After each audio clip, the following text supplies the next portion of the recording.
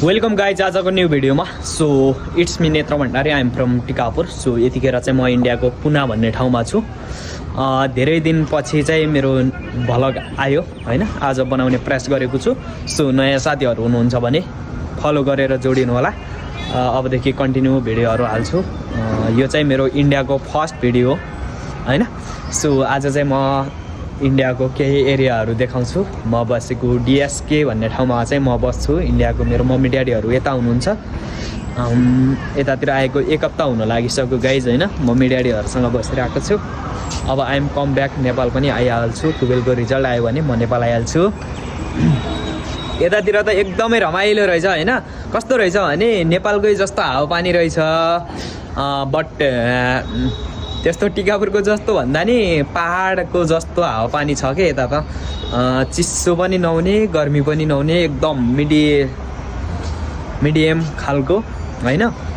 एउटा टी सर्टले चलिहाल्छ, अनि तातो पनि छैन, चिसो पनि छैन। सो आज त पानी पनि आयो हैन।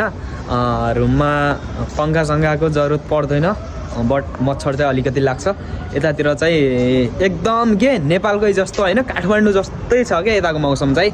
म हजुरहरूलाई पछाडिको केही दृश्यहरू देखाउँछु ल, हेर्नु होला।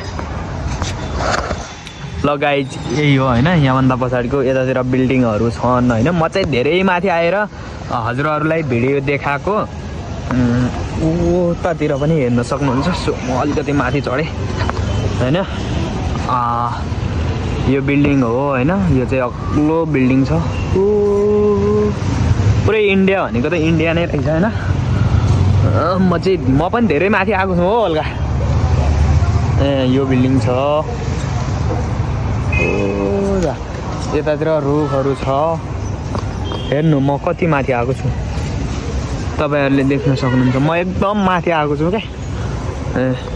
यो गाइज यही हो। यतातिर चाहिँ एकदमै रमाइलो छ। एकदम हाम्रो पहाडी इलाका जस्तै छ क्या। माथितिर चाहिँ उ छ हैन, अल्का डाँडाहरू पनि छ। त्यहाँतिर चाहिँ डाँडाहरू छन् हैन, हाम्रो पहाडको जस्तै डाँडा छ क्या गाइज। त्यहाँ पछाडि डाँडाहरू छन् हैन। यो चाहिँ अलिकति गाउँ साइडकै जस्तो पनि छ, सहर हो तर मेन सहर चाहिँ होइन। सो गाइज यति नै रहेको छ आजको भिडियो। यति भन्दै म चाहिँ हजुरहरूको माझबाट छुटिन चाहन्छु। सो लाइक, कमेन्ट, सेयर पनि गर्नु होला। नयाँ साथीहरू हुनुहुन्छ भने फलो पनि गर्नु होला। Okay, thank you so much everyone.